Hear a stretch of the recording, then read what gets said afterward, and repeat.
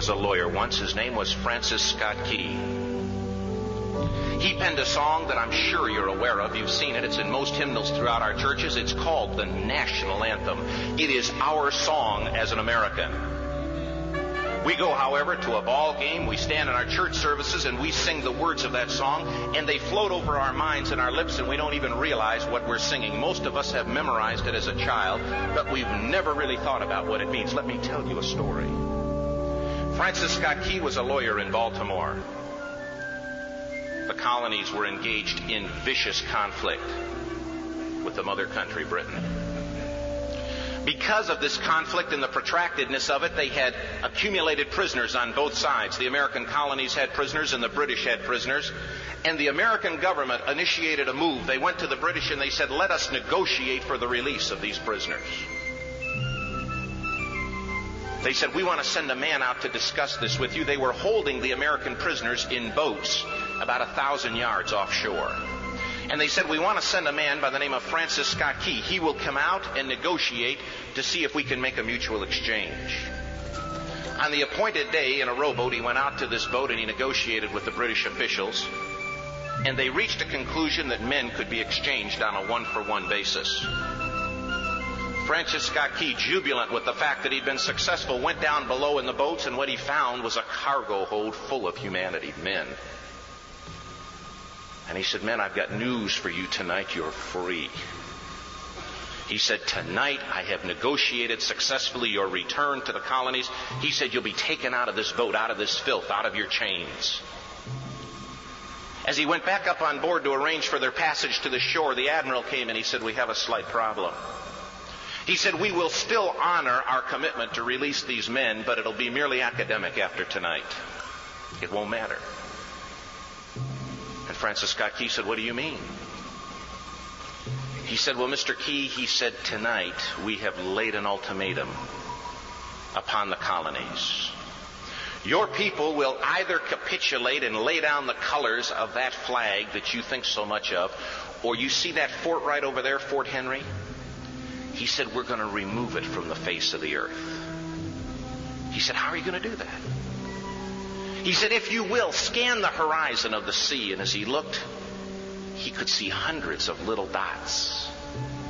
And he said, that's the entire British war fleet.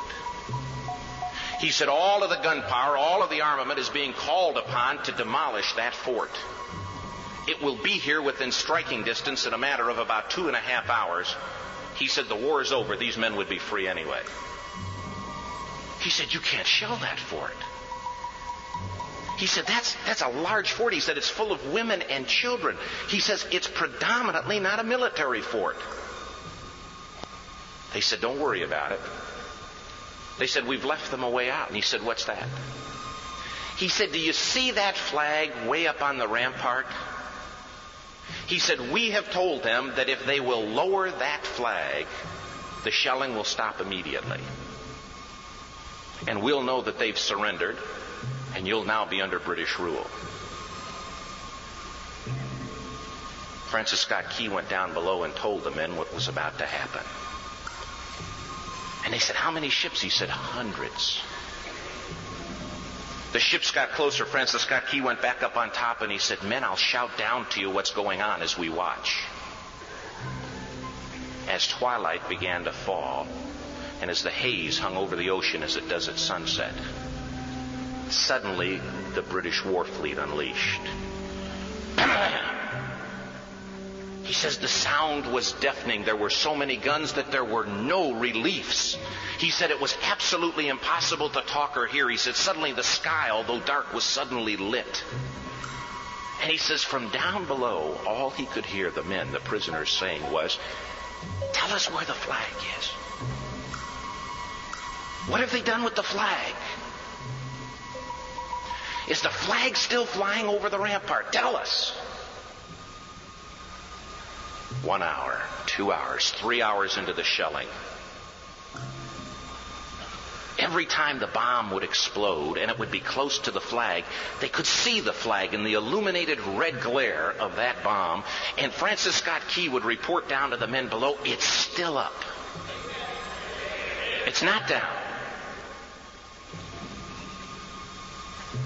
The admiral came and he said, "Your people are insane." He said, "What's the matter with them?" He said, "Don't they understand this is an impossible situation?" Francis Scott Key said he remembered what George Washington had said. He said, "The thing that sets the American Christian apart from all other people in the world is he will die on his feet before he'll live on his knees." The admiral said, "We have now instructed all of the guns to focus on the rampart to take that flag down." He said, "We don't understand something. Our reconnaissance tells us that that flag has been hit directly again and again and again, and yet it's still flying. We don't understand that." But he said, "Now we're about to bring every gun for the next 3 hours to bear on that point." Francis Scott Key said the barrage was unmerciful. All that he could hear was the men down below praying. The prayer, "God, keep that flag flying where we last saw it." Sunrise came. He said there was a heavy mist hanging over the land, but the rampart was tall enough. There stood the flag, completely nondescript, in shreds. The flagpole itself was at a crazy angle, but the flag was still at the top. Francis Scott Key went aboard and immediately went into Fort Henry to see what had happened. And what he'd found had happened was that that flagpole and that flag had suffered repetitious direct hits. And when it had fallen, but men, fathers, who knew what it meant for that flag to be on the ground, although knowing that all of the British guns were trained on it, walked over and held it up humanly until they died. Their bodies were removed and others took their place. Francis Scott Key said what held that flagpole in place at that unusual angle were patriots' bodies. He penned the song, "Oh, say can you see by the dawn's early light what so proudly we hailed at the twilight's last gleaming. O'er the rocket's red glare, the bombs bursting in air, gave proof through the night that the flag was still there. Oh, say, does that Star-Spangled Banner yet fly and wave o'er the land of the free and the home of the brave?" The debt was demanded. The price, it was paid. Oh, say, can you see by the dawn's early light what so proudly we hailed at the twilight's last gleaming, whose broad stripes and bright stars through the perilous fight o'er the ramparts we watched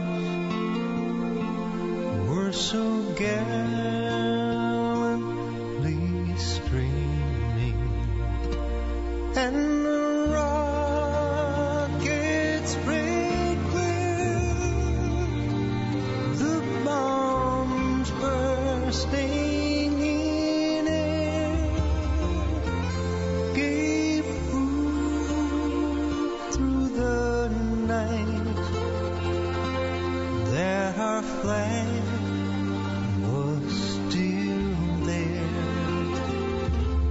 Oh, say, does was that Star-Spangled